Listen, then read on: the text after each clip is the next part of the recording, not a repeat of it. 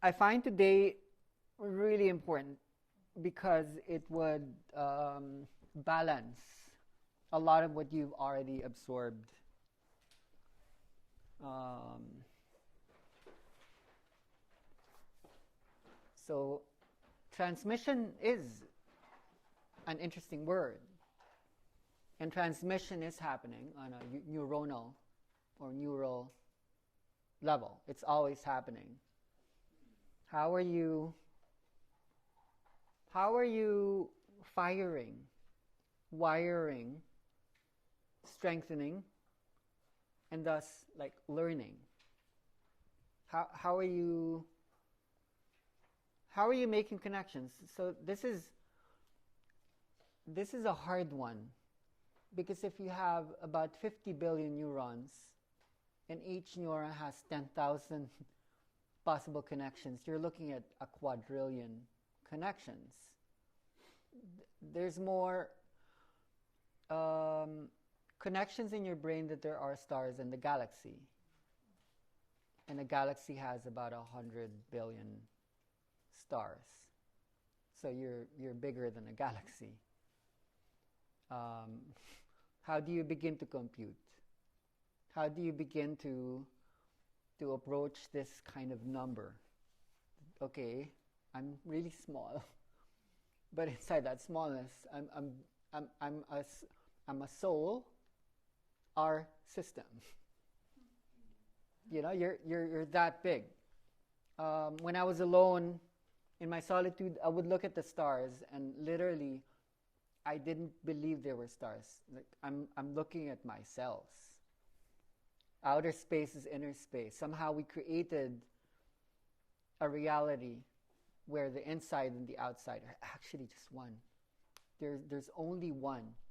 And we're pretending there's many. We're pretending there's more than one day, more than one person, and more than one room. We were that room. There's only one being, and we got so bored because we couldn't experience each other. So we had to create a way where I don't want to be just you, because there's no excitement. There's no relationship. I need my opposite. I need a chance to create courage out of fear, joy out of sadness, forgiveness out of anger. So I take responsibility for you. When I watch sci-fi movies, I don't believe that there are other planets. I think there's only one planet, pretending there's many. So there are dimensions where there could be other planets and we could enjoy that. But I think there's only one planet. And I think that planet looks like the nucleus. I think that looks like, I think we did a good job in pretending. But there's something very easy in understanding that a lot of people are interested in past lives, but what if everyone, everything, every moment is actually you? That's how old you are. Okay, I did that already. I'm done. Something slows down when you realize, I've done everything already. I'm done. You were finished before you even started.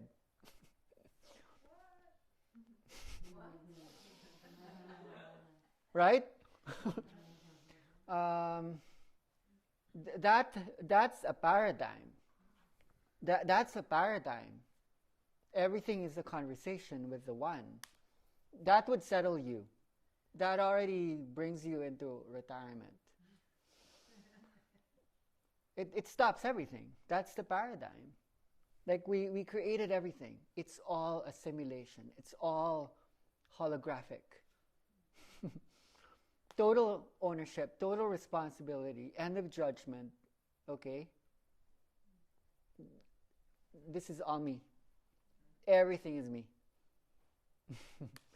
That's the world we're building now.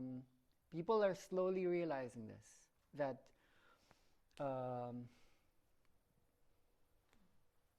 to be responsible is to be able to respond fully.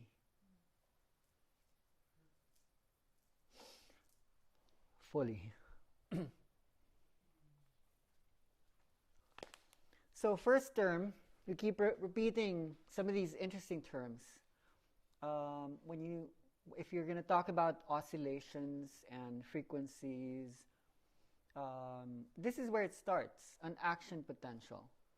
So when you trigger someone, this is actually what you're triggering. From the smallest level in the synapse,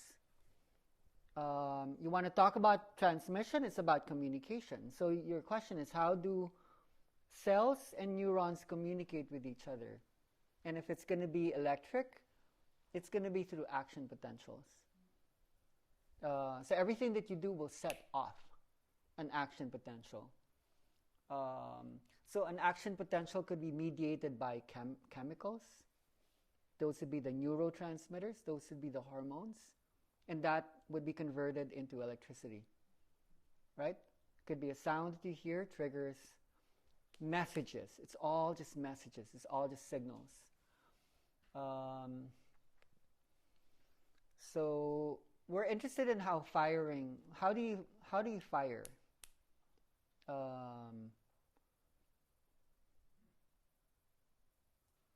Let's start with this.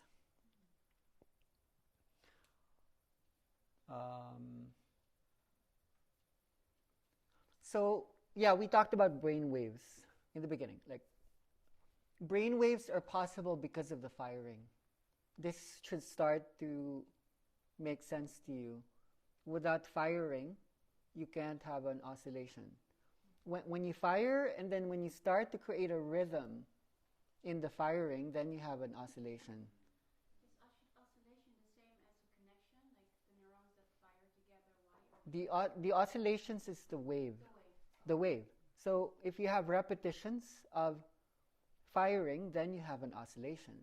First connect that. Already it's so basic, but it suddenly makes sense to you. Oh, okay. If the firing is not rhythmic, then you don't actually have a wave. You just have random explosions all over the place. Does that happen in the brain, that there's no wave? Or No.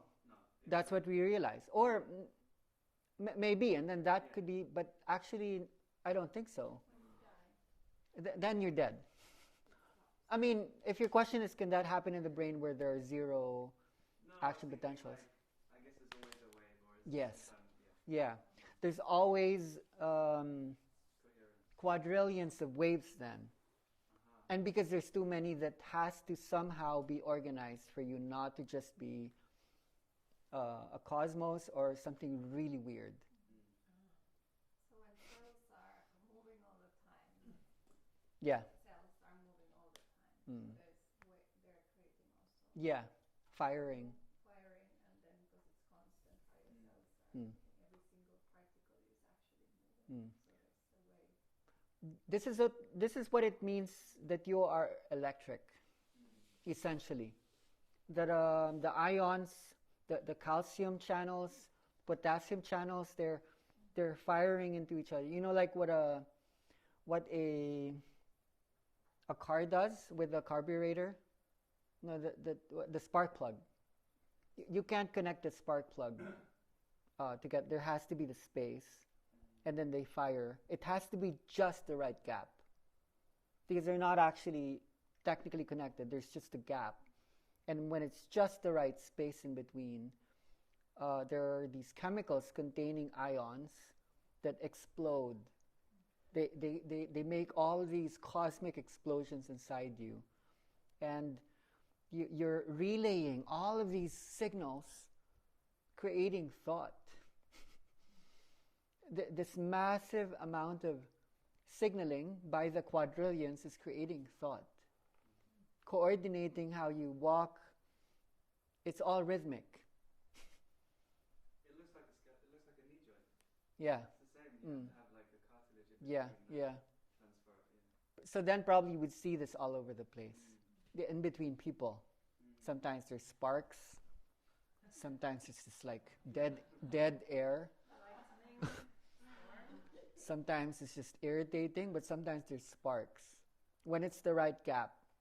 You know, in Finland, it's like personal space is 2 meters, then that's just the right space. But in Shanghai, or in Singapore, the space is there. But you can see why this is helpful as a starting point to understand how you might facilitate using these image models, these schemas. And so they're called spikes. They're trains of spikes. It's like a spike train, and it's so interesting when you trigger one, the other one triggers each other, and then it just sends it super duper far from point to point. With the myelination, you can send it through distance. Like the smallest thing could just. So sometimes there's no need to do too much. Working with the subtle, with scent, with touch, with sound. What we're trying to see now is how do I allow these oscillations to balance out, because it's so complex, like what we're introducing here. So this is what a spike looks like, and what we're going to learn today is how does that transform into schooling systems. How do you develop knowledge out of a simple electric pulse? I think there's pages here. So these are just the spiking of neurons. They're chemical and electricity, but so that's how you create a wave. It depends merely on the gap between the firing. There has to be gaps in terms of the impulses, and naturally that creates a pattern in your brain. But they actually look like that, but we need to represent it with a line just so it's perceivable in terms of how many cycles within units of time.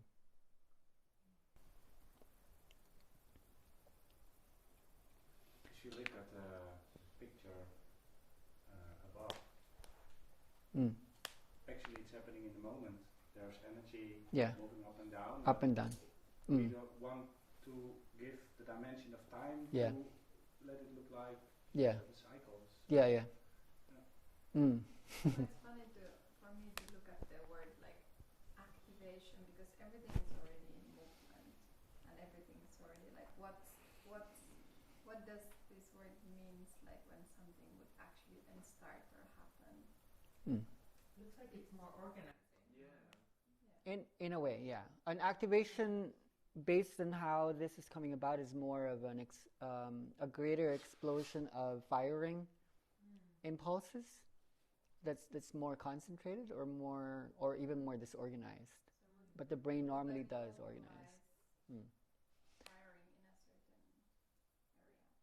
area. It's hard to contain right now because it's even neuroscientists, they're quite new at this. There's a lot of question marks.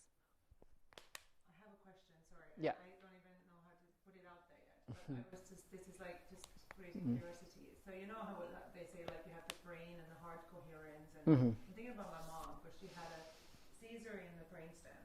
She had a tumor in her heart. So there's like if there's a resonance there, it's all mixed up. And now she's having lesions in the white matter, and it keeps spreading, getting worse. So she can't remember or learn, or they're not working. The myelin is dying in Paris. And I'm just kind of trying to relate that to what's happening. It's just to put that out. There's something there.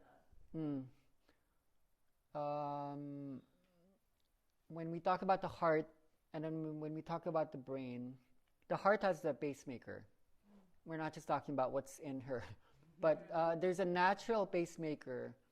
And sometimes, when you touch bodies, you actually feel a second heartbeat apart from the first heartbeat. It's like a polyrhythmic heartbeat starts up. I'm weirded about it. So I think the body needs the pulsation, like a pulse rate, in order to. It's all rhythm. That's what I'm trying to get to. We're going there. Yeah. Okay, so neurons that fire together wire together. That's from Donald Hebb. A lot of this knowledge began with what's called Hebbian learning. And that was like a new thing 50, 60 years ago when he said, neurons that fire together wire together. It's so basic, but it's so useful that every time you have the same experience, eat the same food, talk to the same person, you build that connection because you're firing the same neurons. And every time you fire those neurons, those same neurons, you're going to make a wiring. And then that's going to become a connection, which becomes a habit, a behavior, a thought.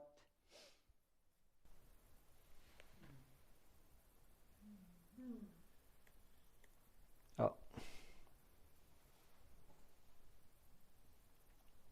How does that relate to an experience? Because if you have thoughts, and you also have something you call experience.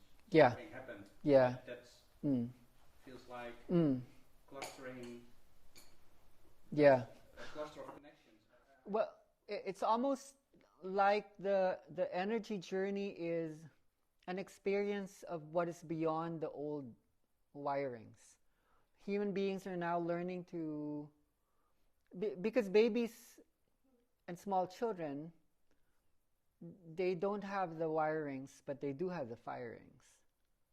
They don't have the experience yet of getting used to a limited set of firing certain neurons together. They're just all firing with each other. So it could be as simple as every time you move a particular hand in a certain way, how many months or years does it take a child, an infant, a baby, to move that in a certain way so that it starts to learn how to crawl, or how to take the banana and then shove it there, and then even start to walk. But think about this. In the womb. And isn't that interesting? You watch some of the people in the journey when they start moving like this. What do they look like? So this project started when? Every time the fetus was moving a certain way, when the baby came out, the actual potentiality of all wirings were complete. It started there. You were finished before you even started. When you came out, everything you needed in order to create you, the only job would be to make limitations out of the unlimitedness. Everything you needed was already constructed there in the womb. Your job when you come out is to limit the unlimited. That's why you had 100 billion, and right now you only have 50 billion neurons. You had to prune. You had no use out of everything that you were given, because that's too many. So it's going from 100 million to 50? 100 billion to 50 billion. Oh. It's a lot more. Yeah. Every time you learn an accent, everything you learned was, can you see that the more you learn, the less actually you know, potentially. You were pure potency. You were an ocean. And now maybe you're a lake or a pond. You're a drop of water. Right? Because every time, like, teacher would say, okay, 1 plus 1, no, it's equals Z. 1 plus 1, it's yellow. 1 plus 1, and the more you learn, it's 2. Then you wire that's the answer. So you're not open anymore that 1 plus 1 equals Santa Claus. 1 plus 1 equals Elvis Presley. No, it's 2. Can you see how knowledge works from a synaptic? Schools are so important. One way to say it like would be stay stupid. Stay stupid. Yeah. Yeah, stay stupid. Stay childish. Stay stupid, space stupid. So that's how we learn, and so that's why we are synaptically like exploding everyone into all these. You say when they fire together, they wire together. Yes. They are wired. They are still able to fire in between. The possibilities that they would fire naturally in the other directions would lessen a great deal, out of the need to bring efficiency, to make it more German or Dutch. That's how habits are formed, right? Yeah, And that's it. That's how you learn Yeah, to play, and then it Yeah. becomes automatic or card Yeah. playing. Yeah. So wired Yeah. together. So think of this. This includes trauma. Trauma is learned. Trauma is part of education. When you're afraid to go there, that means you're limiting your body to make that connection because it hurt you. I have to say it loud again because my brain is exploding in a way. Like I feel like in a way like maybe I'm so wrong, but I feel like we have to raise the electricity up so we have the possibility of becoming everything again, so that then we can kind of learn to rewire in a way, but we have to then organize that again, you know, and then decide almost what we want to use the potential. So now you can read your mom and everyone else who's dealing with electricity deficiency. They're not powered up. Russia invaded them. Oil, gas prices inside got super expensive, and they're experiencing blackouts. They're experiencing a power shortage. Their electricity levels went down, so they need to start putting up new nuclear power plants and wind. Potential is opening up again. Yeah, the action potential. Also, like these few days where we had new information, something new. Yeah, that's it. This is kind of like building new connections, Yeah, right? yeah. Because we are Totally it. often repeat the known very much. That's it. But what you're offering us, also with the music, it's quite uncommon. So that's linking new exactly. connections. Yeah. This is to say that humans are so shit scared that what we lost was diversity. This is what we're so afraid of. So humanity is designed to localize and oversimplify the human, to control the neural connection. So we lost biodiversity, neurodiversity, linguistic diversity. You look at a child, they can learn all languages just through exposure. But now it's hard for you because you lost the neuro. Okay, Matt. I guess the topic just makes me relate back to another topic, I guess specifically like addictions or that you're trying to break. That's it. Because neural synapses is firing. That's it. The wiring is built for that. So it always, I think with a lot of the things we learn, I'm always looking at the polar opposite of what we're talking about almost, like how to deactivate something that's been activated possibly, right? Yeah. I guess that was a question. It wasn't really a question. It's more like an inquiry of like what is the best way to break a habit or change something. When it's already wired that way. So now we're imagining healers and therapists need to have a neuronal set of techniques without which you can keep trying to psychoanalyze someone, but it's not going to change if you're not providing the electric. It could change, but very slow. It would be behaviorist, Pavlovian. Remember Pavlov with the bell? It wouldn't be interested at all in psychological or neurological architectures. It would only be interested in training people what to do and what not to do. You were raising your hand? I was going to just the connection we have, like you said, the habit. Yeah. So you keep repeating the habit. Yeah. You get the connection. That's it. Over time. When you have a habit with somebody, you got a connection to somebody. Which is after a habit being repeated. Yeah. But what's the difference when you meet somebody the first time and you have the connection?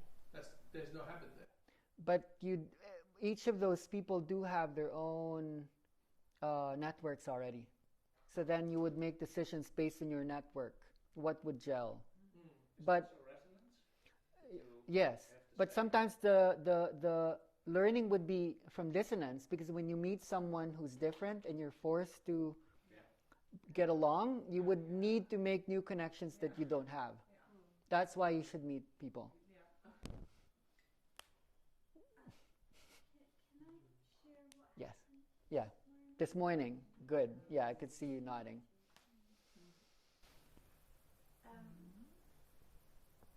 I'm in the dance and I have a sense that I'm dying and I'm all alone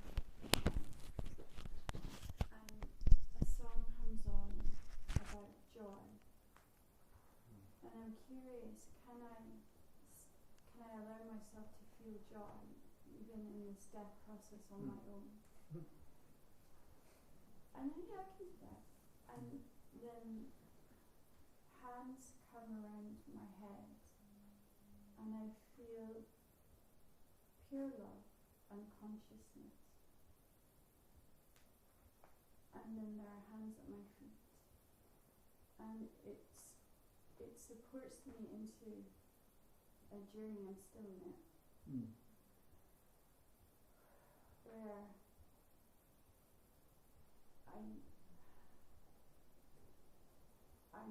I'm dying and being reborn, and from a cosmic place, and I go through something like it's a birth canal, and there's the sun, and I'm worshipping the sun, and I have a clear sense that I need to help people to die. This is what I'm here for. And then I become more human, and I am a baby, just gasping for air, trying to cry. Can I? So much. That just got here. Just got here. Not knowing what is what. Absolutely, just got here. One. And I can't move unaided. There are no words. I'm just right here. And all I can do is wait. Wait. Yeah. And then a toe or two moves, and then I find a way to come onto belly. Yeah. And I have to stay there a while. And then I find a way to push my spine upwards, and I'm exhausted, and I have to lie down and sleep. And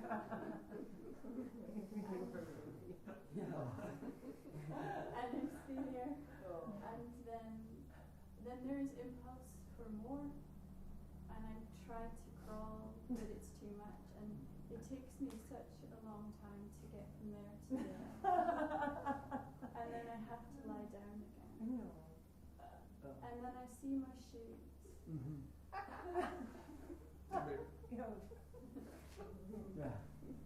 They're there. There's nothing I can do.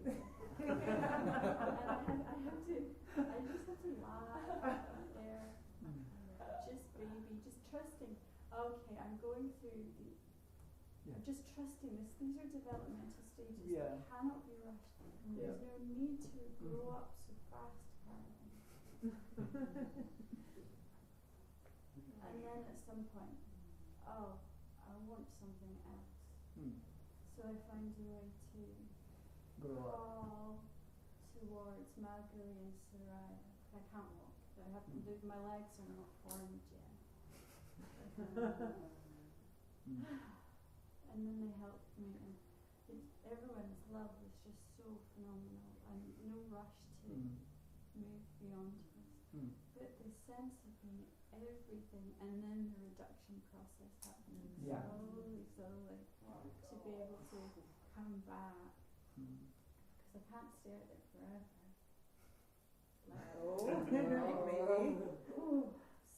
Still not fully back. Everything that you're speaking about is so resonant and relevant. But the only word that I spoke in that whole process was I tried to sit up out there and I couldn't, and I wobbled and I fell and I went, shit. And it really spoke to how you were speaking earlier about being with the shit. Yeah. That's what babies go through. Yeah. That's if babies could talk, no, they would just keep repeating, oh. Look who's talking, or the baby boss. Yeah. The real thing would be shit. Okay. So still not really back. Not integrating the whole process. Still integrating. Yeah. It's going to take forever. Perfect. But yes, and as you speak also about death and speaking over there about death, and that's what we're doing, isn't it? We're supporting people to. But that death is baby. Yes. Which is ego or identity death. Yes. Which is the old connections death. It's so simple. There's so much in that word that means so much but doesn't actually mean anything when you understand the true nature of death. So for the epileptic, Yeah. that loses Control. mind, but sometimes they lose huge parts of their memory also. And their language, they go into aphasia very quickly, because they don't have the it's almost like they are resisting the connections. They have that natural flow, and then doctors will tell them, this is dangerous. You could die. But in fact, they're retaining babiness, electricity-wise. Their neural synchronization cannot be controlled. So in that way, everyone is coherently, naturally epileptic. We just, to get here, we had to lose the electricity, but we're sick of it. You talk about ancestors. It could be plants. It could be your great-great-grandfather, but the purest ancestor would be sunlight, that was absorbed by the plants, that was metabolized to become animals. You just became so intelligent, so you're not just conducting photosynthesis, psychosynthesis. The light now became information. Matt? Just a quick question. So neurons, they're wired in groups? Yes. With light. Yeah. So yeah. So you have a habit you want to change, and then there's association with a lot of things surrounding it. Yeah. So that's what people call triggers, essentially. Yes. Yeah. So evolution-wise, from the very beginning, we had to keep splitting. Everything just kept splitting. Like in terms of neurogenesis or cell genesis, you were one cell. And then that became two, and then some of the cells would decide that's going to become a brain, that's going to become a liver. So you needed to. So when you're born and you're arriving into knowledge, the first thing you do is you need to categorize. That's how learning happens, so that you assign a neuron to this, and then a neuron becomes a neuronal group, and then that becomes a group of cell bodies, spike trains. So your mind works on layers, levels, and categories. So that's why in the beginning, the body could only take, I'm a container, I put things in, I put things out. And then later I can put on other concepts above or beneath that container. And then you begin to network all of these different concepts. All the concepts have correlations with all the neurons. They're all happening at the same time. Do you see that now? Like the more you absorb, it would mirror here. Yeah. Do you know anything about timeline for say if you don't activate a series of neurons for a while? Yeah. Is there any? Have you heard about any mappings of timelines between how long they just might go away, or like quit firing? All I know is the experiments where babies would be exposed to zero sensory modalities, who would get stuck in a dark room. Yeah. Eventually they would die. Right. They died. There were these experiments where there was sensory deprivation for an extended time. Because your electricity, so it seems like to be a power plant, the firing actually is your battery. There's not one source. They need to fire together to create the battery. It's not just one nuclear source. It's actually the wiring that powers you up. So when you stop thinking, you die. Yes. Read or learned, and I'm not sure it's the whole package of truth at all, but when the body is also involved, so it's not just the brain, and the body is also there, then it sticks much longer. Yeah, yeah.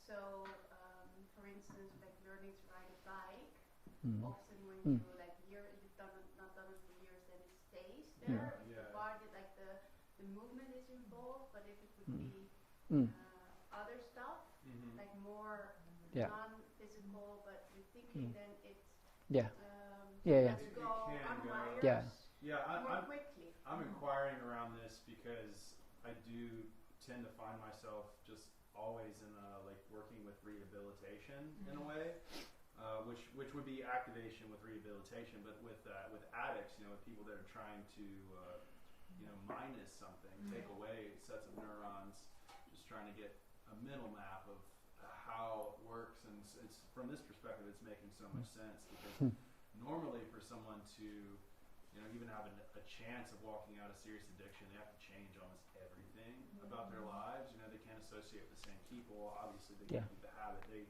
have a hard time being in the same places they used to go to. They almost need a complete uprooting to truly heal. And who's to say that spending years away, so they go to a different city, just completely change their life. Who says coming back isn't still a trigger? And I think for a lot of people it still is. It's just I don't know. It'd be great if there was a way just to be like, cool, we're going to target this set and just do a thing and turn these neurons off. Sometimes they say the body remembers. Like, I have not had this, but like you're super, super, super drunk, and you're at the cash machine. You don't remember your PIN code, but your body actually does. It knows where to go, like this. You don't remember here, but your body remembers. So the question would be, how do you make the body unremember? Yeah. Okay, here's a super powerful medical model that wasn't initially designed to be looked at from a neurological perspective, but to then take what we're looking at and put this on top of that, and then look at addiction, look at medicine. This is called the fear avoidance cycle, and it was designed by Robert Latham. So start with this part right here. You have a physical or an emotional experience of pain, and then here's your choice point. You either go here or here, and most people, because that was like, ouch, that wasn't so cool. Then you go here, where you're afraid of that, and then you would stop using the body part or the mental part that experienced the pain, and then eventually that would become even more painful. So unless you're able to go into no fear, now relate that to the neurological. We actually limited so many connections because of fear. We're filled with fear. So we need to break the cycle. Anything that you could do to break the pattern, that the only way to recover is to actually observe and confront everything that's not being looked at. You need to find a way to open up to new connections, whether it be cathartic or simple, objective or like emotional. Just say it is what it is. Don't be scared. How can you get people to get there? Like, it's okay to die. Really? Are you ready to die? Really? Well, I know you are. It's good. It's just gonna be baby. Yeah, the session was designed. Because we have people Yeah. no longer afraid of Yeah.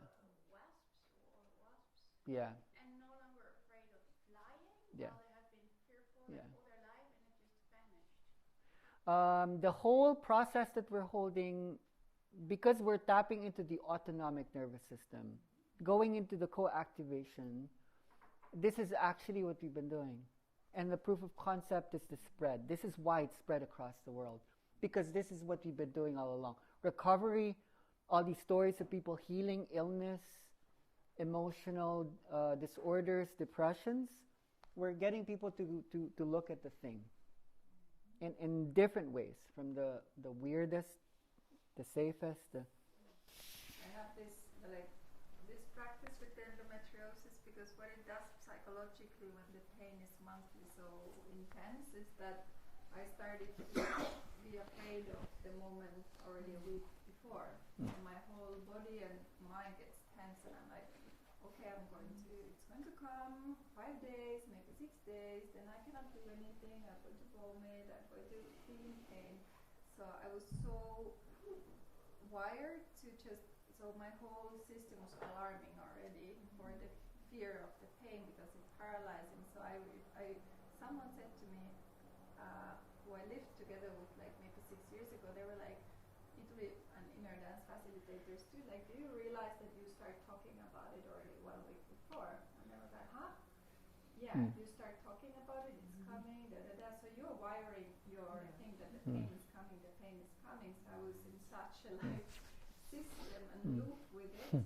So then I had to start to watch, like, okay, what am I thinking? How am I, what I'm thinking about the pain, and then what's my relationship with it? If I'm in the fear all the time, the cycle just keeps continuing. So now it's like, and is pain seen as a bad thing? Because everyone's like, oh, you poor thing, or you have pain, oh, that's so terrible. And now I'm like, no, it's okay. Because now I work with it in a way that it's part of it, so it's not painful even the pain is there, because it's part of it. So I have to really work with my mind to not to wire myself to think it's a negative thing, and it's a part of the process. And then when I work with that, actually suddenly there's no pain, and even there is pain, it's not a bad thing.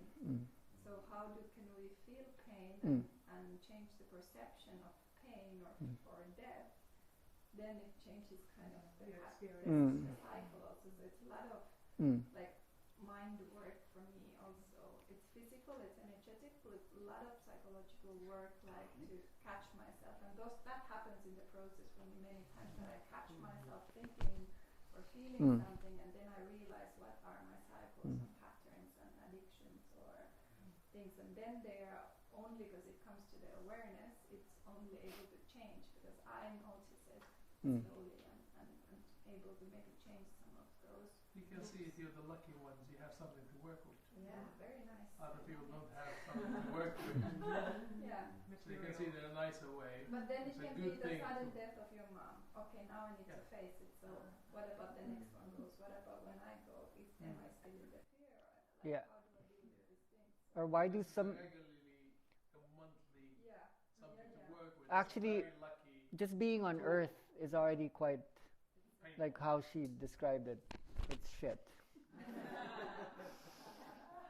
But remember, we're making something golden, a golden egg. Golden shit. Okay, so yeah. So, I think you said earlier that fear has a rhythm. Do I remember Yeah, that? yeah, of course. And then the rhythm is in the basal ganglia. Is that Yes, right? yes. So, what we're doing in the music, are we trying to move the rhythm out of the basal ganglia, the old brain, into the new brain? Or even teach the basic ganglia to hold other rhythms. Other rhythms. Okay. Yeah, the basal ganglia won't go away. The basal ganglia was what was moving her entirely. She was pure basal ganglia. That's called the reptile. That's the snake, the lizard. It just got out of the water. I just came from the ocean. I was a fish. and I'm supposed to breathe the air. Like they look like tadpoles, or we look like tadpoles. That's partly ancestral. When I saw the only time when I've seen birth in the inner dance birth, and I saw the baby, the head and the face, and I was like, whoa, that's not a human. It looked like an alien reptile something, and then it slowly changed in like maybe 10 minutes, 5 minutes. It started to form this like more human baby face. And it was really freaky. It was really interesting what was kind of energy and the form of the face of the baby. I never seen anything like that. Okay, so we spoke. Yeah. I can just share about birth. That, yeah. And about because yesterday Mm-hmm. you talk about the words, about things that we can mix in our head. Yeah. And I received some words, and that the meaning I understood today. That's birth. First, we talk about this with. I try to explain this to make that it's not easy for me. And first, it was birth is a whistle. Whistle. Yes. Mm-hmm. Birth is a wish. Mm. And birth is a hope. Mm. And when I try to understand, I don't understand. Yeah. Yeah. Because I think it is yesterday. Yeah. This is the words I received. Yeah. And today, and I think it's working with rebirth. Yeah. Yeah. Because for me, what I got during this session, Yeah. it is like rebirth. Yes. You know, when Yeah. I go in my teacher's position, and when I come back, It was the it's same. like all my spinal I just come back. And like Yeah. away from my mother, I come back. Yeah. Yeah. And you let me, if you was here, and I say, okay, now I have to open my eyes. This is my first time. To experience that. Yeah. And there's something missing. It is water. This is the reason why I go to the water. Yeah. Because I need water. Mm-mm. It just came from water. Yeah. Yeah. Okay, let's rest from this and go into this because I'd like to put words to it. Here's a big thought experiment, a spiritual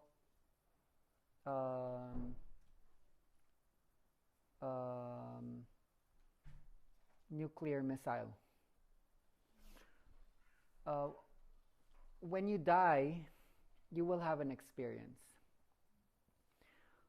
They call that the near-death experience or the death experience. Right after you die, you're going to have an experience. And we have people talking about it, the people who had the near-death.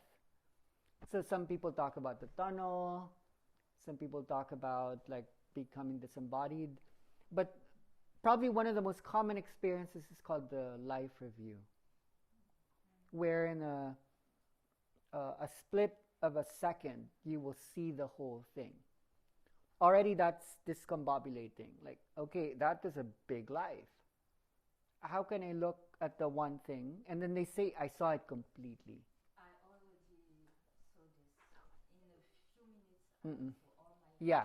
How? You need to go outside of time. Here's how they describe it. They say all the possibilities become apparent, but you don't see it as you would see it. It's so weird. They say everything around you would look at you. You would look at you from all the angles, from your mom. Everyone would look at you, and then you would see yourself as if you, as a baby, you projected yourself outwards. You're all of them, and you're now looking. That's narcissism, which happens to all beings.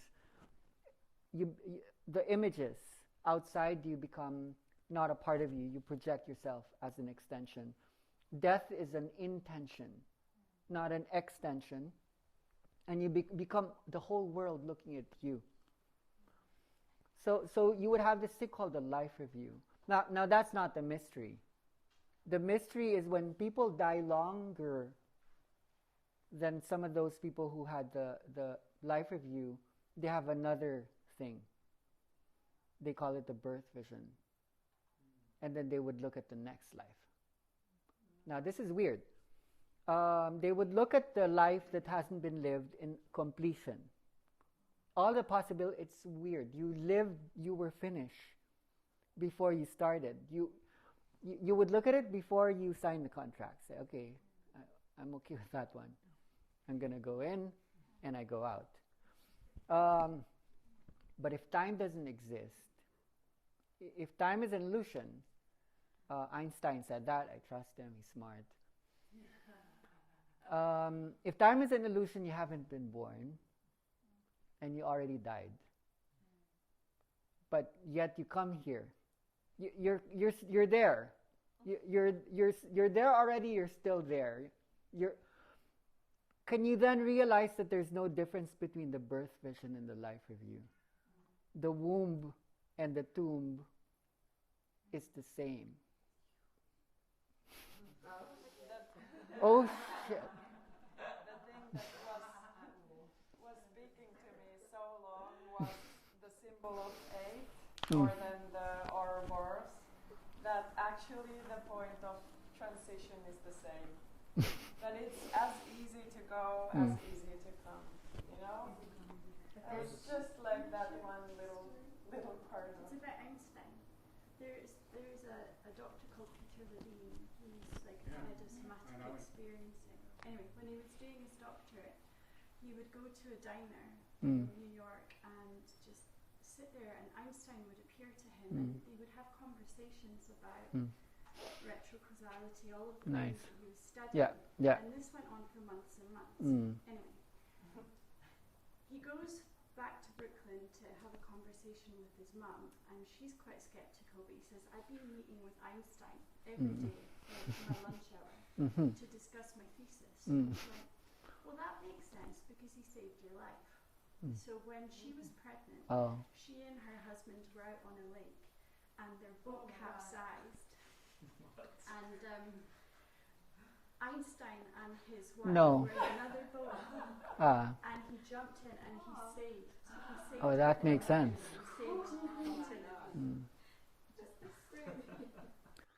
Okay, yeah. Oh wow. I want to put a layer to that. So we have this concept now, the life review and the birth vision. That's not enough anymore. The deeper experiences, some people do it through psychedelics or through the journey or spontaneous spiritual awakening. We're now doing a life review of the planet. And we need to stitch them together. It's all one. You can do it in a trance. You can do it just by being there at the lake alone. You're probably processing this all the time. What it means to be a good human and what it means to be a human. This is what's happening. We're processing humanity. It's hard enough to process yourself, but it's actually easier to process humanity because you're able to draw upon more resources. So we're paving the way. Okay, let's myelin, you want to let's go back to the human. It speeds things up. People who have problem myelinizing, the transmission is slow. So a lot of you, by learning, are myelinating. If you're just emptying, you're not. So this is the thing that we've been doing. Every time you learn, you myelinate.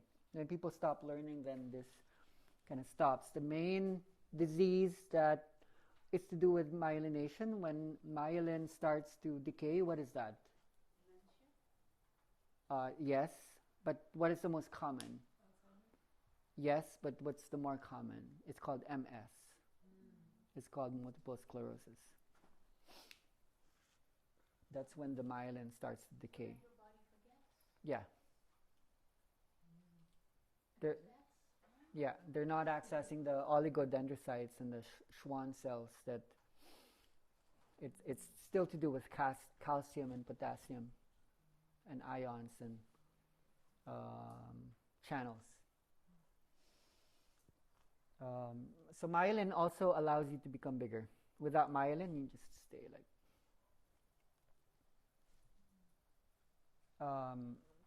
So this is gonna bring us into the playlist more. When you put various waves together, you have a combined signal. So when you try to imagine action potentials, neural oscillations, don't just keep thinking of gamma, delta, theta. They basically keep combining. So what they do is they average out. So when people say you do have a rhythm, when they all mix, you will still end up with a rhythm, where the rhythm will have a whole bunch of rhythms inside the rhythms that have rhythms inside the rhythms that have rhythms inside the rhythms that have rhythms that probably have rhythms inside the rhythms that have rhythms inside the rhythms. It doesn't stop. It would just keep going and going and going. But it does average out, so you do have a wave. And when it does synchronize, it could simulate a sinusoidal, a smooth wave. Do you remember the EEG of Susanna? Your eyes were probably closed, but do you remember the time when there were gaps and then there would be spike, and then there would be a gap? Do you remember? Mm-hmm. It took her a while. When it was close together, though. The spikes were close together, huh? No, there was a huge gap, and then there would be a spike. Yeah. That's what's called a phase, amplitude phasing. So when you have a person laying down long enough and you're settling into the energy, and then something's starting to happen, you phase locked it. That means that a low frequency oscillation in a synthesizer, that's called an LFO, starts to hold the higher frequencies. So there was a wave. You could see that there was a wave. Is it making sense to you now? There was a whole bunch of smaller waves, but there was a big, fat, slow wave holding them all together. That's when you locked the phases together. In the beginning, there was none of that. Because she tried to get the helicopter, but then after that stopped, she That's came it. down. Yeah. And then you got the little ones, and then you got a big spike, and then Yeah. the little ones. That's it. That's actually where you want to take it to. That's when you phase lock. Do you get it now? Slow and fast combine. Yeah. And that's called neural binding or cross-frequency coupling.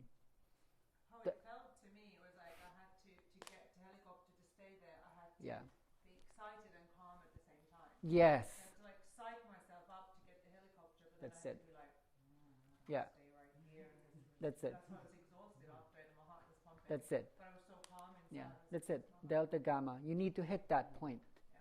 That's it. That's flow state. That's so amazing, so clear. You now have a backdrop on how action potentials create waves, how that just explodes into a whole galaxy, and how you can organize. You can then organize quadrillion connections into a combined signal. I'm interested because basically what she was like trying to control her brain waves and how to and get to know them, because until now it's been like, okay, there's things happening in the brain waves and these things are like creating conditions where things happen, and then my friend who doesn't know anything about any of this or hasn't done anything similar, and I explained to her and her husband what's our work, even we've known 30 years, but she doesn't really even know what we're doing. And I was explaining, and then she asked like, okay, so also, can you also like from your brain to affect, like with your brain waves, you're like creating the sounds. I was like, no. So she was thinking, oh, is it possible the other way around? Not that the sounds are affecting our brain waves. And I was like, that would be genius. So actually, so now and then when you were doing it, I was like, is that where we're going? That next step is like we are starting to create the sounds with our brain waves. And there's actually a machine that will receive it and create the sound. Yeah. Because what's happening in my system. It wouldn't actually be hard to do that at all. You could take the EEG and then create an extension app that just creates sounds that follow the brain patterns. You just assign values to each one. But intentionally like. And dolphins, does that? Dolphins? Can they communicate like that? That's a good layer. But what I would like to say is that that's what facilitators are doing. The facilitator is that machine, because if you are listening, you are listening to the brain waves. This is not a person, and you find the right tuning. But you need to be a dolphin as a human. You need to be able to do echolocation, which is a sonar. You need to be able to read the room with whatever sensitivity you have to see what's the vibe, so that you phase lock that. You just try things out. You can learn quite quick. Like I felt like it was a learning process. The helicopter was like learning to be there in that resonance or that frequency and just holding it. But it quickly, my body figured it out from the feedback. Yeah. Biofeedback is actually the science that they're trying to see how the reading would then create and then be received. But the thing that we're doing stretches that out, because when you're just working on your own signals, you would tend to just go with the repetition you were already firing to begin with. Because for me it was like revolutionary when we tried this at home, and he's like, watch it, try to get it up, and I'm like, and then I was like, oh, I need to have a totally different perception that I'm actually able to cause, and then I have to start to watch like, so whoa, so where is my brain waves or my vibration and what's happening, and am I actually able to control it? Because it's like it's a new world of looking things that way, but even it's, of course, it is happening in this space, we're resonating and causing each other, but then like consciously think that's possible in that way, it's really cool. But it's something like I'm like it's very new. I think we are into something. Isn't that what manifestations are? Yeah. We're seeing the structure of manifestation all of a sudden. So look at this. The base of the brain and the top of the brain, it's spread out. Like the different waveforms are spread out. And when you look at it, where are the faster oscillations? It's at the base. The slower oscillations are at the top. So now we have a more spatial understanding of how phase locking. Remember, like the outer cortex is responsible more for thinking. The basal ganglia part, the brainstem, is more responsible for transduction, encoding. So when you look at the relationality, like you're always looking for where do the waves meet. Now think about the morning session. I was doing some crazy things there to get her into dying baby. That was actually quite intense. I would be worried about using that casually just anywhere, because I was really speeding things up and slowing things down. That was great. Like a madman. Yeah. But can you see what I was doing? It's because of that. I do have a backing. There's a substantiation why I'm experimenting with things in this way. I'm trying to push you or confuse you between slow and fast. I'm not giving you anything stable to hold on to. And then naturally you will find a stable, like, locking mechanism. It's all about syncing, like the synchronization. So CFC helps the neurons to communicate, to send messages to each other. And understanding that gamma would be where they ride. That's what gamma waves are for, to create distance. Everyone's doing this who knows how to think, who knows how to pattern. Without this, learning couldn't happen. This is how you are holding information. Gamma, without gamma, you're not able to do this. Like the distance that you're able to hold would be really basic without gamma. Gamma allows you to travel really far so that you can think of really unrelated things, like in a dream. The most unlikely, you hear someone say something and then you start thinking like all kinds of things. Gamma allows you to spread across the whole network through multiple directions.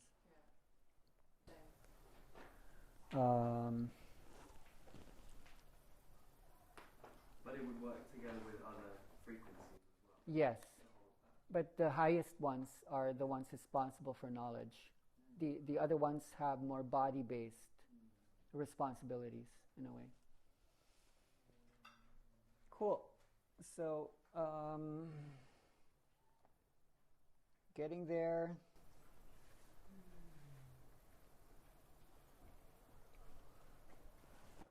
I already kind of said that. Okay, this is a bit complex, but this is the most interesting, and we're getting here. Some STDP. If you are going to take up neuroscience and you want to understand learning, spike timing dependent plasticity. You've heard of neuroplasticity, and just keep repeating these over the years. Spike timing dependent plasticity. Put something on top of Hebbian learning. This is really basic. Okay, neurons that fire together, wire together, they wire together. Oh, okay, that's interesting, but how? What do I do with that? So they needed to put spike timing dependent plasticity on top just to make this. It's actually a really simple concept. It's a really simple concept. We start like when we have calls with each other. How is your spike timing dependent plasticity? We would learn it. It's in the sauna somewhere. How is it doing? It explains something like this. LTD is long-term depression. Okay? Long-term depression. Wait, did you explain what spike timing dependent plasticity? Not yet. You would get to understand it through LTD and LTP. Long-term potentiation versus long-term depression. Okay, musicians especially would like this. So imagine the whole network. It's spread out, and you can't just send signals to everyone. Everyone emailing each other, posting in each other's Facebook pages. Every single one's just posting, blasting into each other, spamming everyone. It's too much. So how we come to understand Hebbian learning, what's Hebbian learning again? Neurons that fire. Then you need to put something really simple on top of that, and it's called direction. Directionality. There needs to be a way to decide which input would output to another input. So spike time dependent plasticity explains that. It's actually quite simple. Don't try not to think about this so much just yet. So here you have a synapse, which means there's two axons meeting each other at the synapse dendrite. So how you make a decision would need to be based on the signal mechanism. So you have two synapses. You have two neurons. The presynaptic, the one that comes before, and the postsynaptic neuron. Don't look at this. Look at me just so you know the concept. Here you have the presynapse, and here you have the postsynapse. So how you make a decision as to whether to depress a signal or to potentiate a signal, it's so simple. the firing either happens first in the presynaptic or the postsynaptic. So if the firing happens in the postsynapse before the presynapse, there will be a depression. And the firing happens in the presynapse and then in the postsynapse, it will get sent. It's just on-off switches. It's just on-off.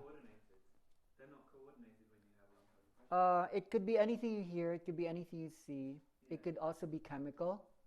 That's how you decide. It's just a timing. It's all about timing on what to fire before. Okay, so if you fire first the post-synapse, then you get LTP. LTD, yes. Yeah. If you fire the presynaptic neuron before the postsynaptic neuron, then you will get LTP. Yeah, you get the potential. Got it. That's it. So that's current. What's the catalyst that decides what fires first?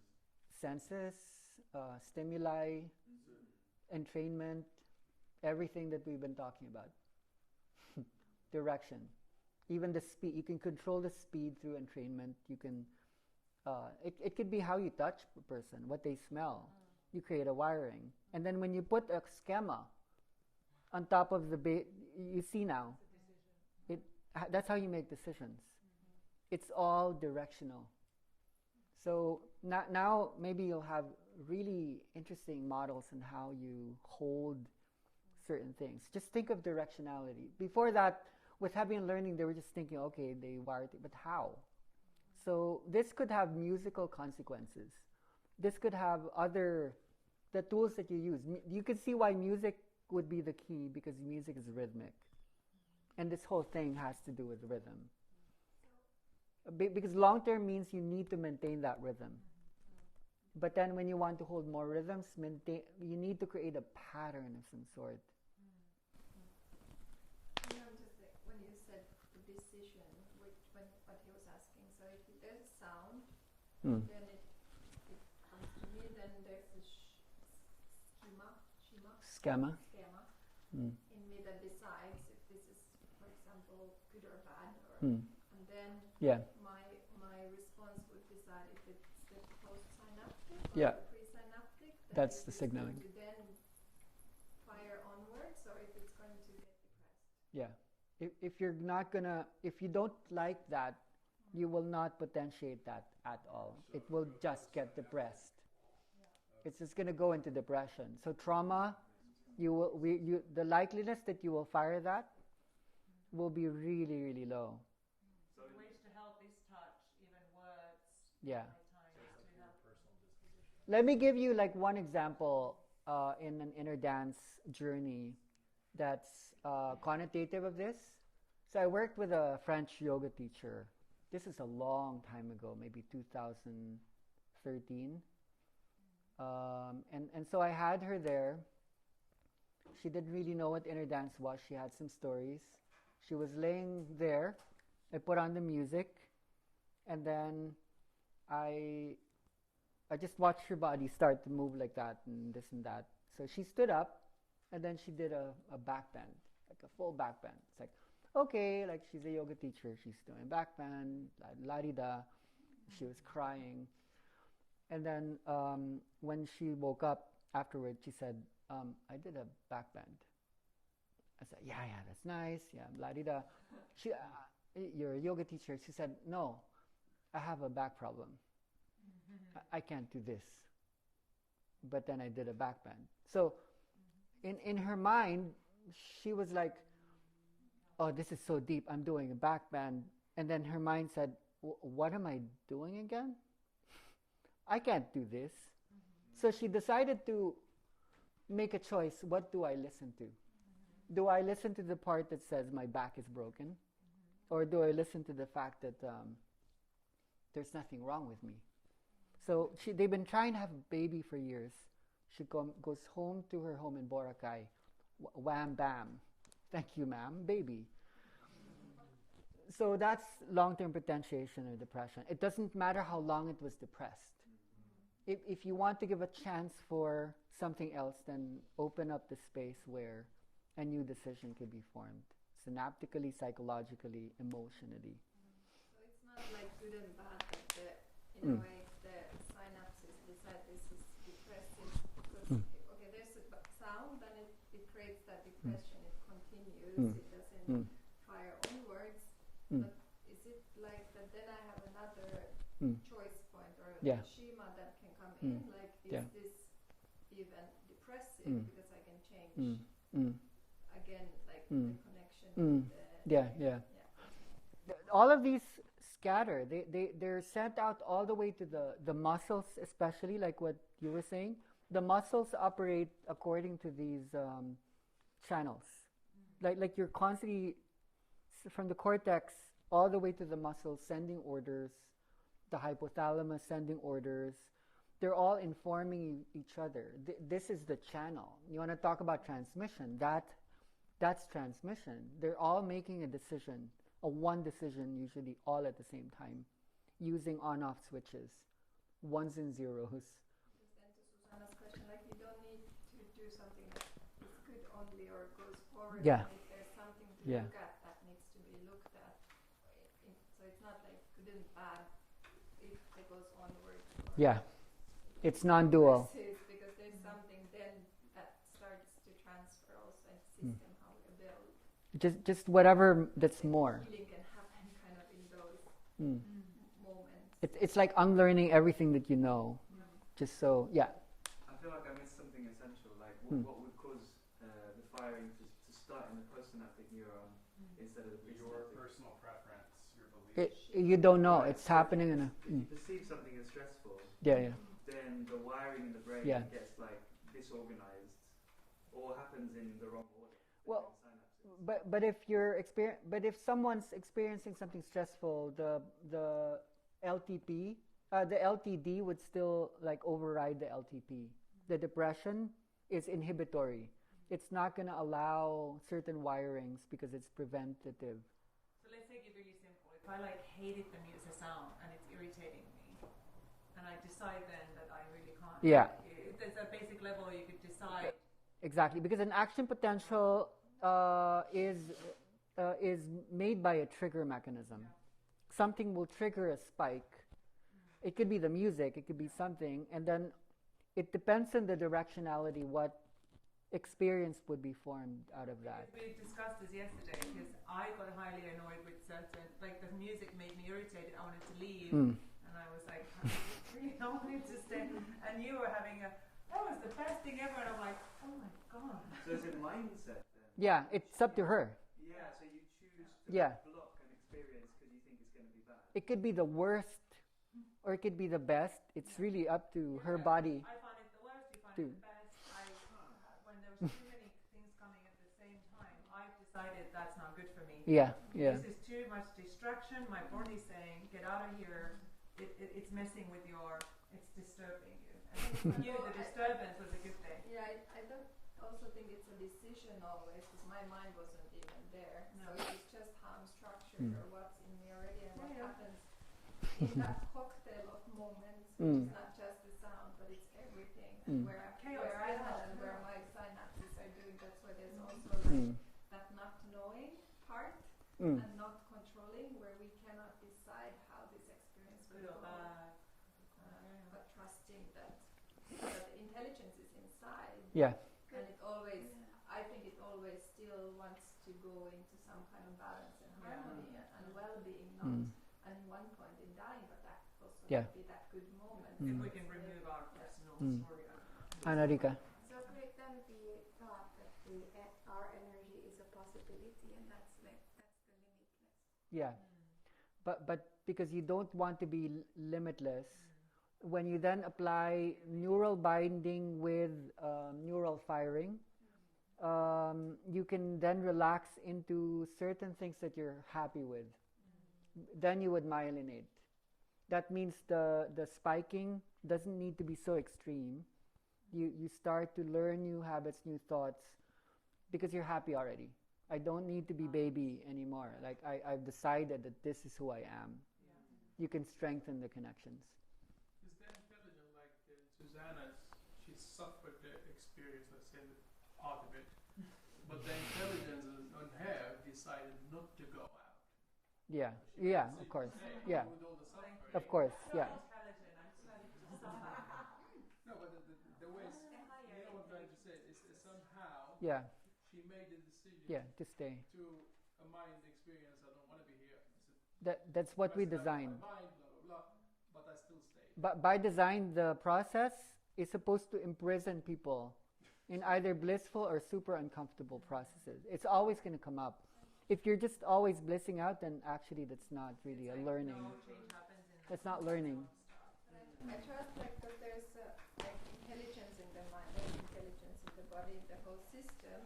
Sometimes when you have experience that, for example, you cannot move, or when I've done these really extreme yoga positions in mine, the first 2 months it was like quite full on with the processing.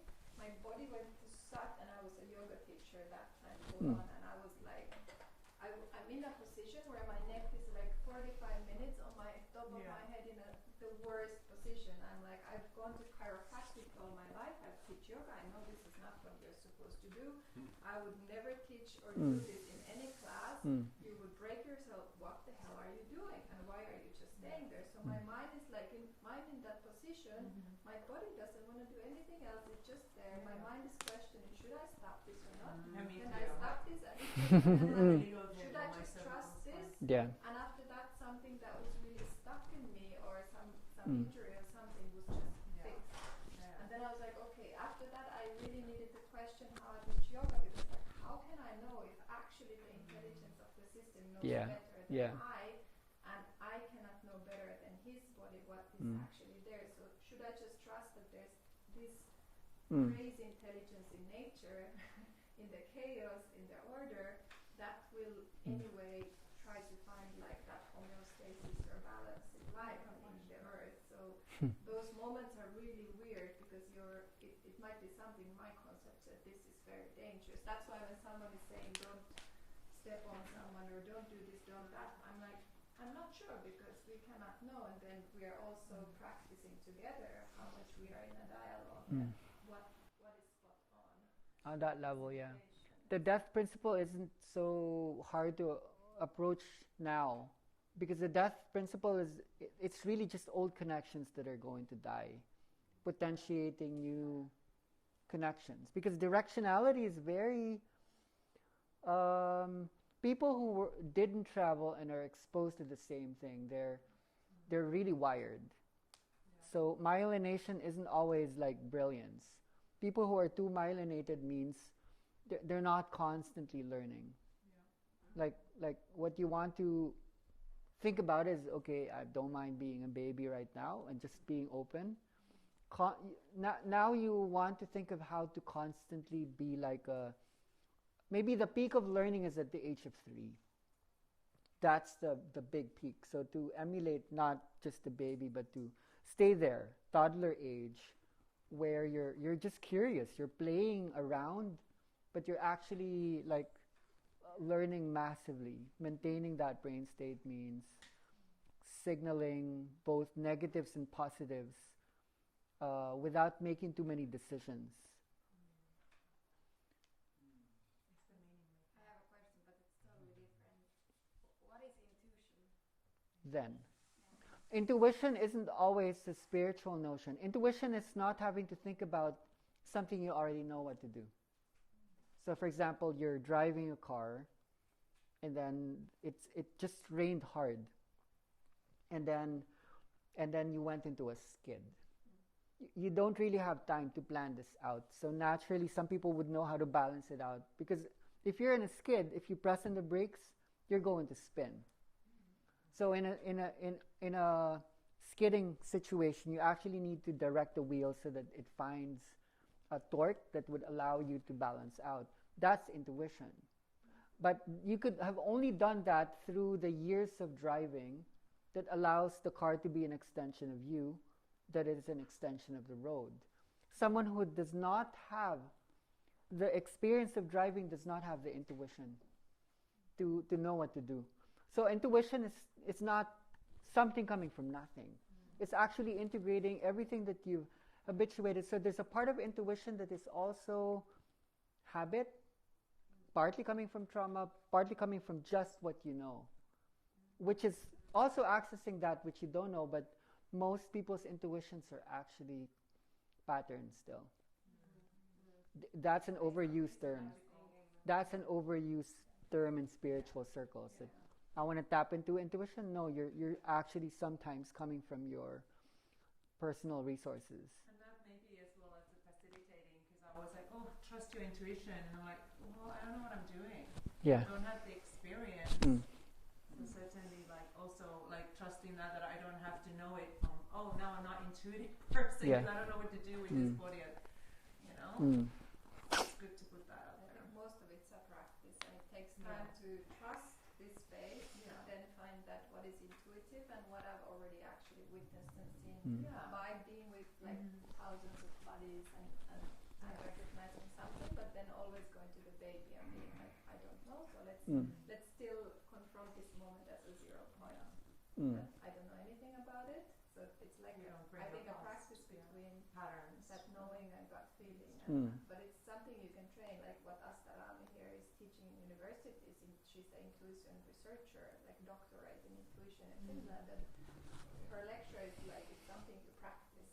It's not something you just have like that. You can have it in an accident moment, like you intuitively know something is going to happen, and you already kind of do something before, and then you're like, okay, my intuition told me something. So we all have it. Yeah. But sometimes we activate that knowing only in an extreme moment. Yeah. There's this romanticization of simultaneous or spontaneous awakening, which I believe in. But you then need to spend a duration of time to download, upload what was seen in a 1 second. There could be like a blast of an experience, but someone saw the whole thing. But it takes a long time to put the parts together. So psychedelics as a community is needing this, because extreme use of psychedelics just keeps blasting away, and they keep relying on the drug. So this maybe is worth adding, but yeah, in seemingly like the work I do, like plant medicine is somewhere involved just because of my connections with people and the people I come across. And my thing that I always tell people is I think psychedelics are an amazing starting point for someone that's had no experience outside of themselves. They don't think there's anything in the world other than themselves. They have no connection to other dimensions, the list. I think, and I use the term, it's like getting blasted out of a cannon. So I think some people need to get blasted out of a cannon, but then they do need a practice to come back to. Yeah, they need a practice. Something else that's outside of their consciousness to guide them. I mean, it's still it's still actually a part of them. But I really feel like the grandmother spirit in ayahuasca and the intelligence and inner dance is incredibly similar. Actually, it's like this internal thing. But that's a whole other conversation. But yeah, that was my whole point. I guess is like I think psychedelics are a great tool, but as the only tool, it becomes ungrounded. Whatever word you want to use, it's just not like anchored in. I think one of my intuitions and personal goals is when people become the cosmic baby. I think when we were babies and when we were young children, we had the capacity and we wanted to know. But there was no one out there to give us, this is what the universe is like. So now that we have a technology that makes people baby-like, I'm interested in what is the school that... So I'm interested in what the new retreats or programs, the new spiritual awakenings would be like. School for babies. School for big babies. Big cosmic babies. Like, what would be a new way to learn? Like, it's structure. How do we structure a new mind? So like, we now have access to super weird, but it needs high intelligence. Like if I'm designing flyers for marketing, I would say inner dance, or the work that we do, academizes the weird and professionalizes the strange. we're not just here to go into mystery, but also to demystify. Because for me, science is mystical, and the person who was the most firm believer of that was Einstein. He said music is the key to intelligence, and that's how he came up with his discoveries. He said science is super duper mystical. So I think we're already doing it. Well, something led you into this path of having that experience and decided that you needed still science to go with this. I saw the problems. Yeah. Even in the beginning of my work, people were coming up and say, this is big. Yeah. And a lot of people wanted to be right there. Okay, I want to be there with you. We're going to start a religion. We're going to do this. And I saw egos like coming up so fast. And I'm like, wait, but there's something else altogether that's here. So it took a long time, but I do want a school for babies. A lot of what I share is that it's to inform blasted minds as to the structure of consciousness. What would you do with the schooling system if you could now start with a 3-year-old? Because I think they're curious. They want to know. No one's talking to them in a way that would make sense to the child. Like, I just got here. What am I doing here? Why are you treating me like a... You keep saying that word. Is that supposed to be my name? You know, it just makes me small. It somehow makes sense, like when we worked with the kids in the high school a few months ago. It's like, it's kind of coming again to that equal space. We don't treat them as kids who don't know anything, but what is the point where we can actually learn from each other and value their experiences, and then they would value, like there's things that we learn, and then there's things adults should unlearn to be in connection with kids. So societies where grandparents and small kids, like when there's a big gap between and everyone goes just with their own age groups, are like losing some connection. Because when I was watching my grandmother who raised us up, and then my mother raised my sister's son up, and then my grandmother was 85, dementia, Alzheimer, whatnot, and we took care of her. But then my sister's son was 5 years old, and he was like our baby, and we were always in her apartment. So when I was watching one time, 5-year-old, 85-year-old playing, jumping from chair to chair, and they are playing the lava that is in the living room, and I was watching 2 of them. The other one has a memory problem, but she became like a baby before she died in 93, and she was pooping in the bed. We were cleaning after her because we wanted to keep her home. And the 5-year-old, they get along so well. They laughed at the same things, they played the same games. I was like, whoa, she's coming like she's going towards 5-year-old, and then she went the next 10 years with the Alzheimer's, she went to the baby. And then he was like coming from the baby, and then they super meet it, but there was 80 years difference in 4 generations. So if somehow those connections would stay in the society where adults and kids and elderly people and babies could like be in that research of evolution together, I think there would be like some kind of balance and relearning, unlearning happening together. So it makes sense to work with the kids. The reason actually why I was able to balance out was right when inner dance was really climbing up, like as an energy, reaching a kind of peak point.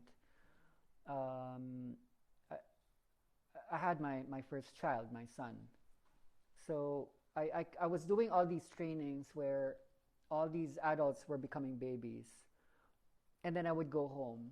And then I would hold like sinag.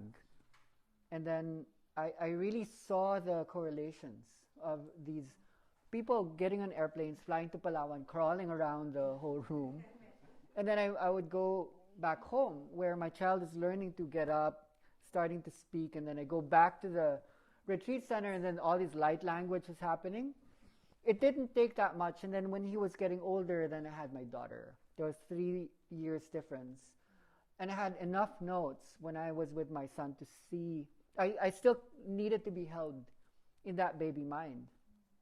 And then my ex-partner had another baby with another father, and he's not present, so I'm still taking care of Amaya.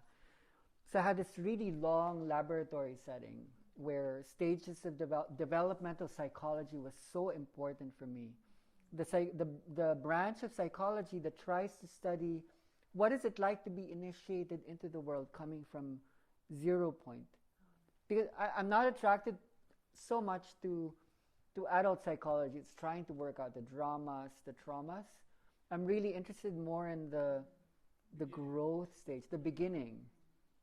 So I think without that, I probably would not have reached balance because I had such close contact with the real teachers. The school would be the birth. Like, let's study the birth and the death and then all the stages.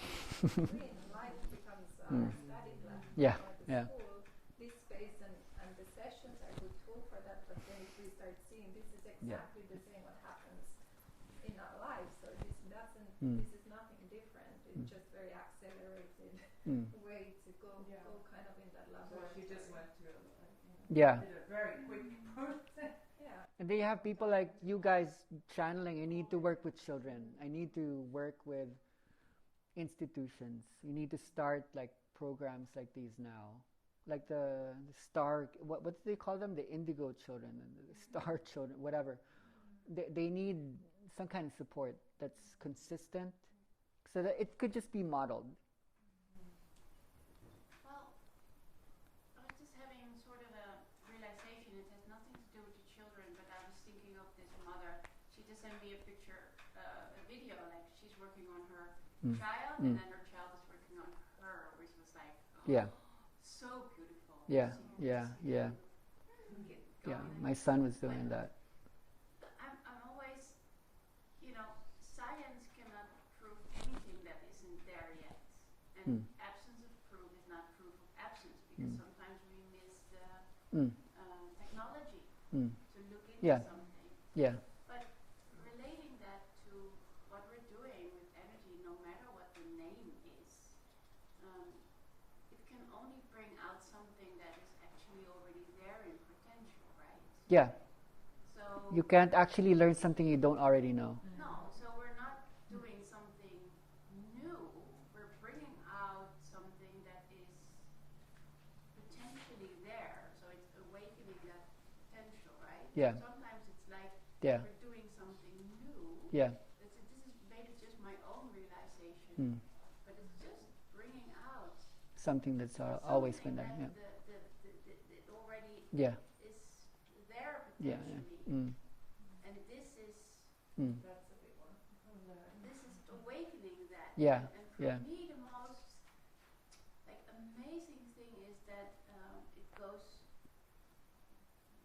beyond the scope of our thinking. Yeah. Because we have the thinking there anyway, and it's not bothered by it at all. Yeah.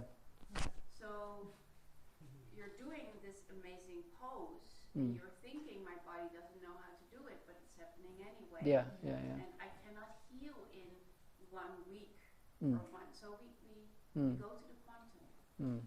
Like in this, we go to quantum because then it's all possible. Then everything is there. Yeah.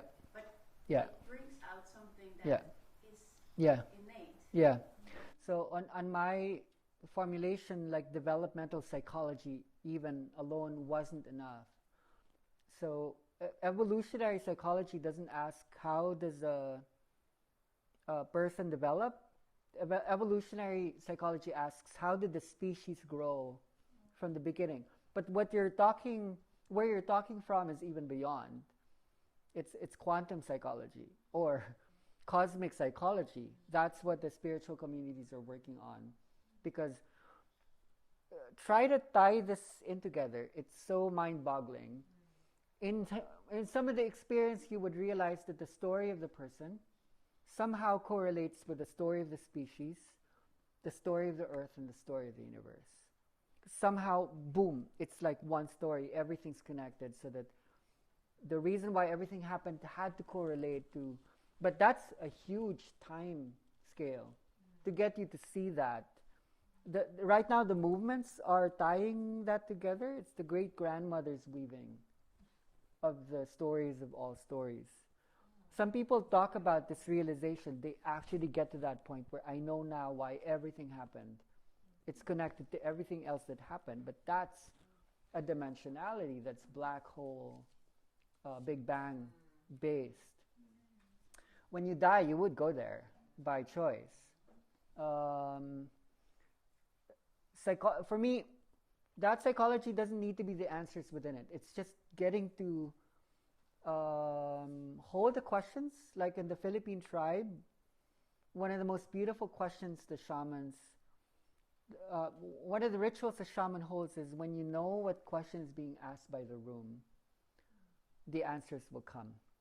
And you know when the question is moved into something else. A lot of the time the question is not always something that comes in words. The energy can hold it. So for me, science is just a way of holding certain inquiries that belong to the philosophies as well. Like, so a spiritual science is going to descend from out there. So the problem that she's saying is science right now is designed based on the Cartesian way, which is, I'll believe it if I see it. It's based on proof through experimentation. But who said that what we're doing is not laboratory? Like everything that you've done actually is bringing in feedback mechanisms. And anyone exposed to even one day of something massive, it takes a lifetime to process some of that. Because already that is belonging to another dimension that's beyond what most sciences are able to capture. It first has to be there for us To anyway to measure it or prove it. Yeah. It has to be there first. It's not the proof that makes it Yeah. real. We That's still have the concepts that we are interpreting the science through. Yeah.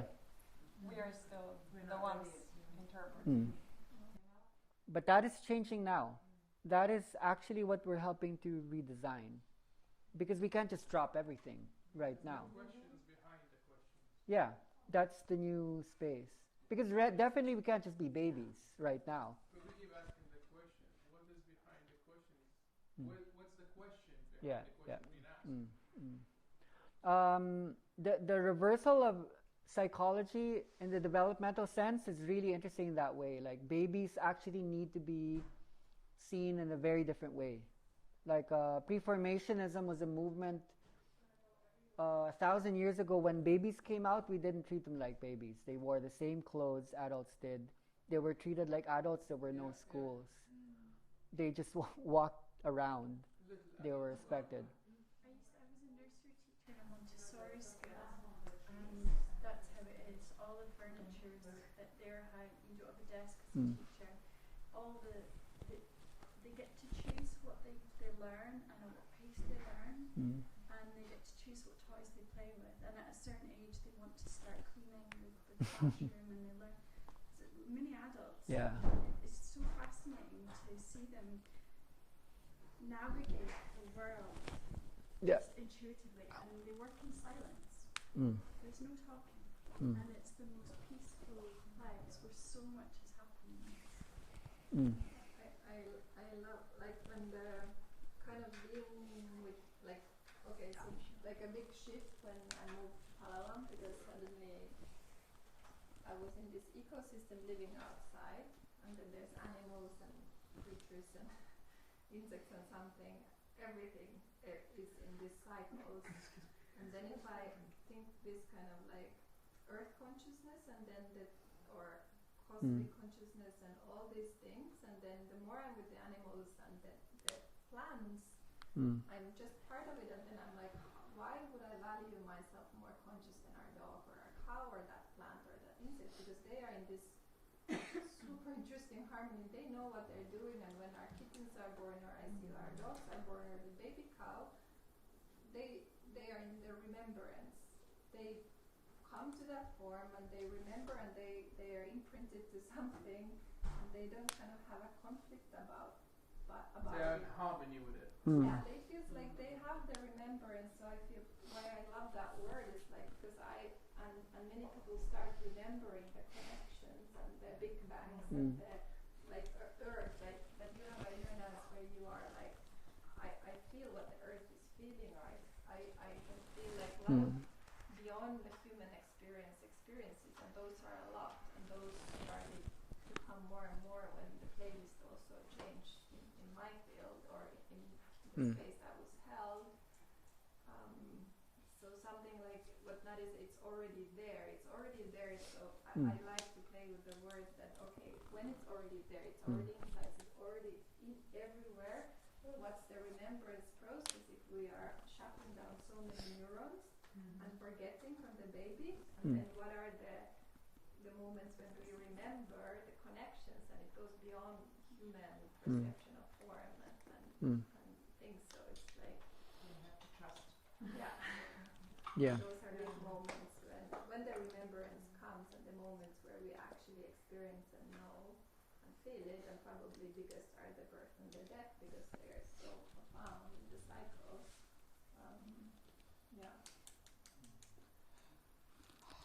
So actually in the end the medium is not even the message but the vibe, the frequency, and the energy. It all goes back to itself is the medium. Yeah. And the message is it all goes back to that. The sender and the receiver. The sender and the receiver is the vibration itself. We're done. This is it. Thank you. But the brain is the universe. So. And I realize it's a very human trait to want to label everything. That's how we learn. It's called this, it's called that, it's called this, it came there, and it's not, it's just a very human thing to want to give it a name. That's how we learn, too. And it's also sort of the identity